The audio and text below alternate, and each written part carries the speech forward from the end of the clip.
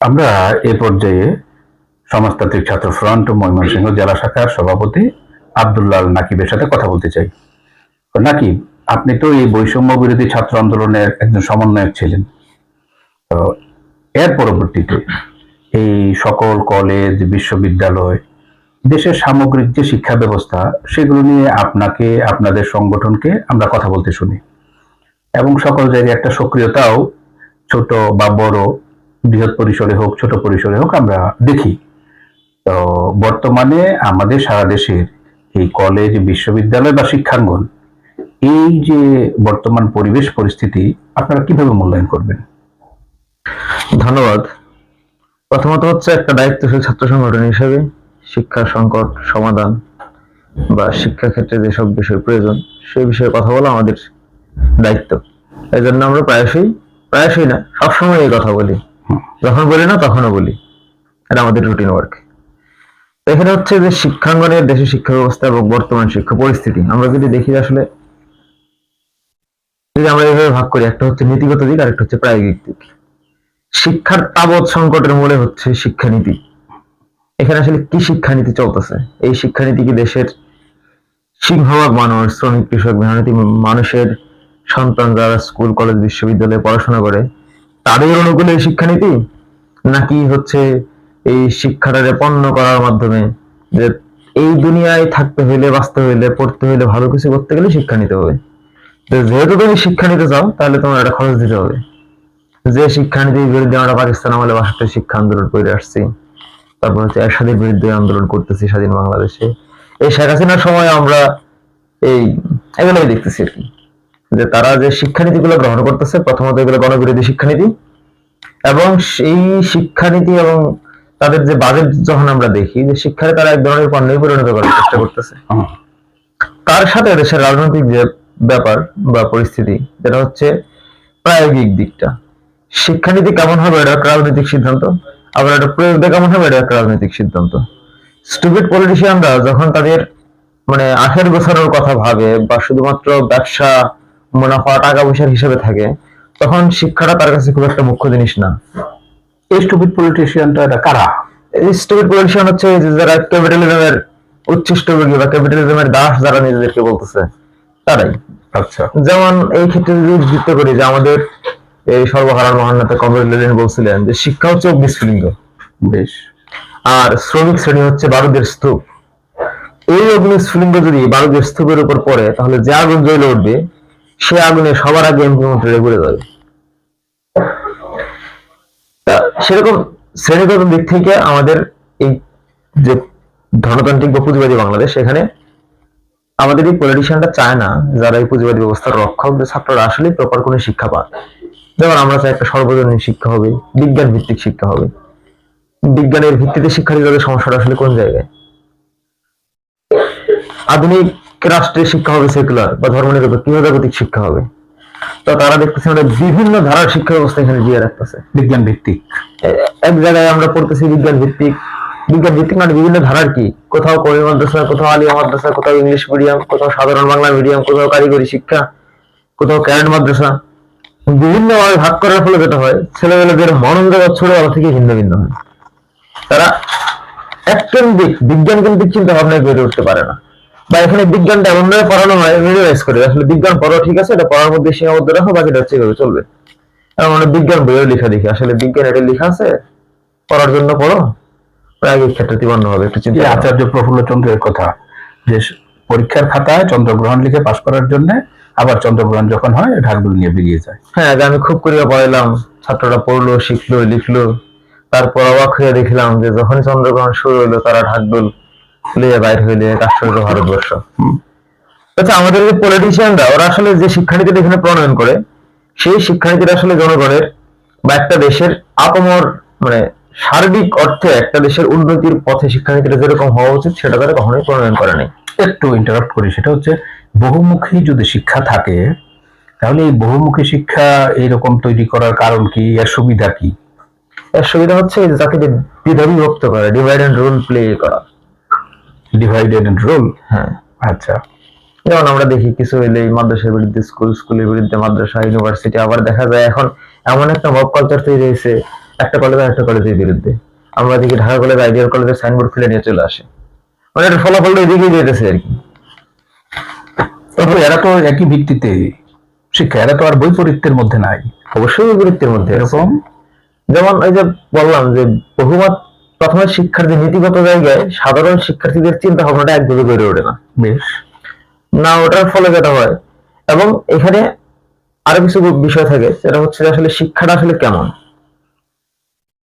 যে চাষার ছেলে যে ধরনের মনন জগৎ নিয়ে বাইরে ওঠে শিক্ষা প্রতিষ্ঠানে গিয়া, মন্ত্রীর ছেলে কিন্তু অন্য ধরনের মনন জগৎ নিয়ে বাইরে ওঠে। এবং আমাদের এই শিক্ষা ব্যবস্থাটা একটা বৈষম্যমূলক শিক্ষা ব্যবস্থা। মানলাম, কিন্তু ঢাকা কলেজ তিতুমির হ্যাঁ, এটা আমি বলতেছি। হ্যাঁ। এটা হচ্ছে যে বৈষম্যমূলক শিক্ষা ব্যবস্থা কিরকম সুপ্রিমেসি কাজ করে, প্রতিষ্ঠান কেন্দ্রিক জাতীয়তাবাদ তৈরি হয়ে যায় এখানে। হুম।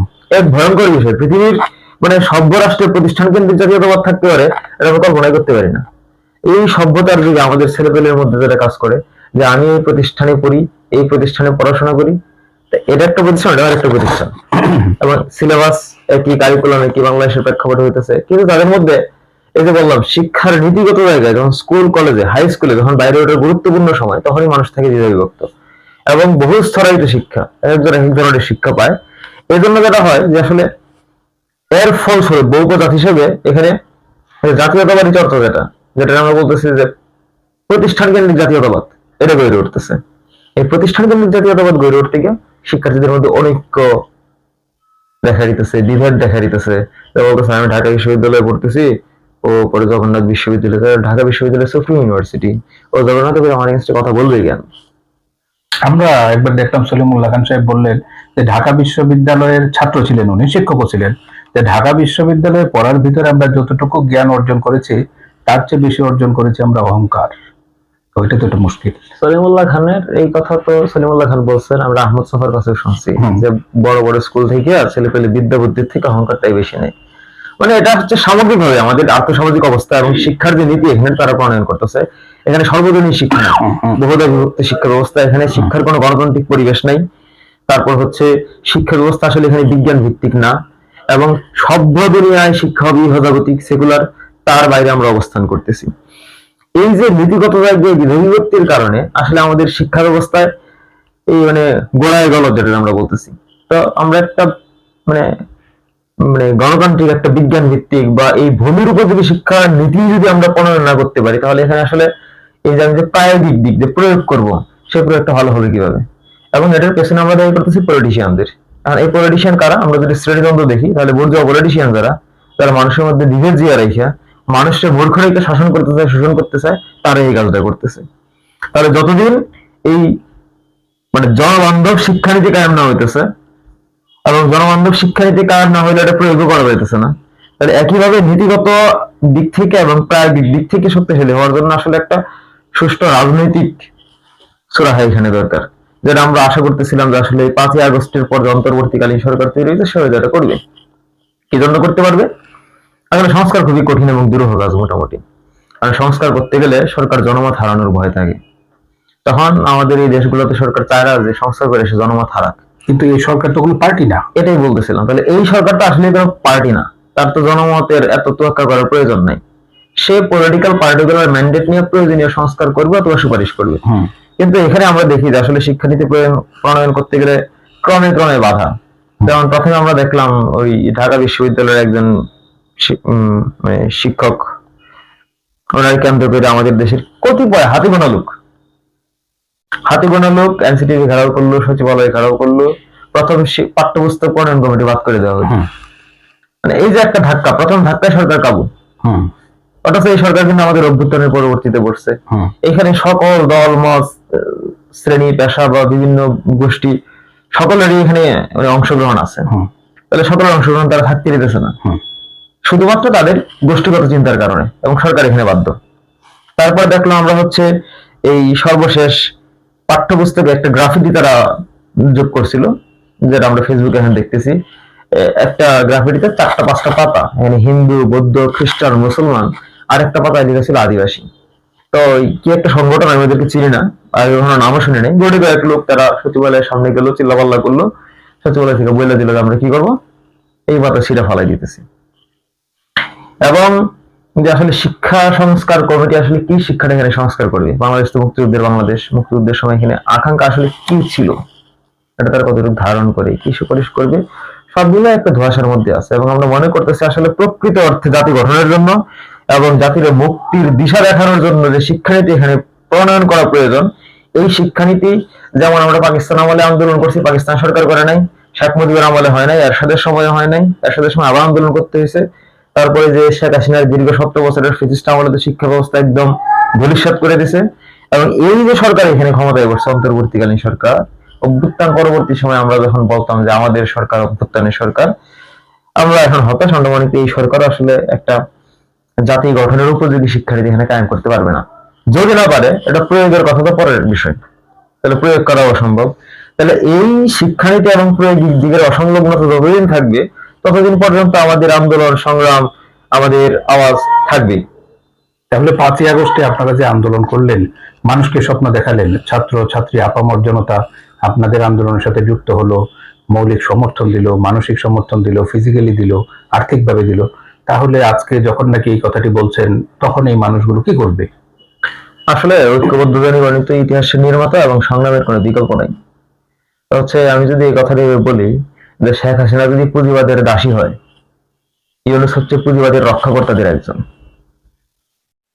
এবং বাংলাদেশ তৃতীয় বিশ্বের দেশ হইলে শেখ হাসিনা সাম্রাজ্যবাদের দালাল, ভারতীয় ফেসিবাদের মানে আধিপত্যবাদের দালাল হইলে সে যে ধরনের শাসনকার্য এখানে পরিচালনা করছে, এখানে নীতিগত দিক থেকে শেখ হাসিনার মতাদর্শ এবং বর্তমান যে আমাদের অভ্যুত্থান পরবর্তী সরকার বসে আছে, আর কি অভ্যুত্থানের সরকার আসলে হয় নাই, এবারে আমরা হতাশ। অভ্যুত্থান পরবর্তী সরকার, একটা সরকার গঠিতেছে, অভ্যুত্থানের সরকার না, অবস্থান পরবর্তী এই সরকার আসলে পুঁজিবাদেরই ধারক।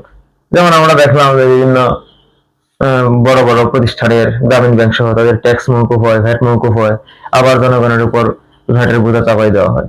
আমরা শেখ হাসিনার আমলে শিক্ষার বেতন বৃদ্ধির বিরুদ্ধে আন্দোলন করতাম, শিক্ষার খরচ কমানোর জন্য আন্দোলন করতাম। তাহলে এই আন্দোলনের পরবর্তীতে এটা তো কিছু হলে এস্টাবলিশ হওয়ার কথা, এই কথা আগাইতেছে না। তাহলে জনগণ যে আশা দেখছিল, জনগণ মূলত মানে উজ্জীবিত হওয়ার কারণ ছিল যে শেখ হাসিনার দীর্ঘ 17 বছরের ফেসিস্ট শাসন এবং বিনা বিচারে এগুলোকে মানুষ হত্যা করা, মানে এই ধরনের গণহত্যা বাংলার ইতিহাসে তো কখনো ঘটে নাই। আচ্ছা, আমরা আবার আপনার কাছে আসবো, যদি বিশ্বাস করেন।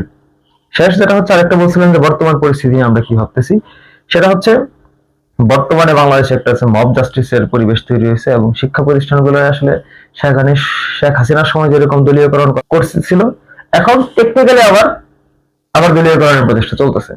বিভিন্ন বিশ্ববিদ্যালয়ের মানে বা শিক্ষা কমিশন না, ঠিক বিভিন্ন শিক্ষা প্রতিষ্ঠানের হর্তাকর্তাদের কথা যদি আপনারা শুনেন, তাহলে দেখবেন যে ওই শেখ হাসিনার প্রেতাত্মা, এরশাদের প্রেতাত্মা এখনো এদের উপর সর হয়ে বসে আছে। যতক্ষণ না এই দাসত্বের শৃঙ্খলা একদম ভেঙে ফেলা যেতেছে, এই চাটার গোষ্ঠীর একদম সময় উৎপাদন করা যেতেছে, ততক্ষণ পর্যন্ত আসলে এই যে শিক্ষা প্রতিষ্ঠানের যে অরাজকতা, অস্থির অবস্থা, এটা আসলে মানে দূর করা অসম্ভব। ঠিক আছে, ধন্যবাদ।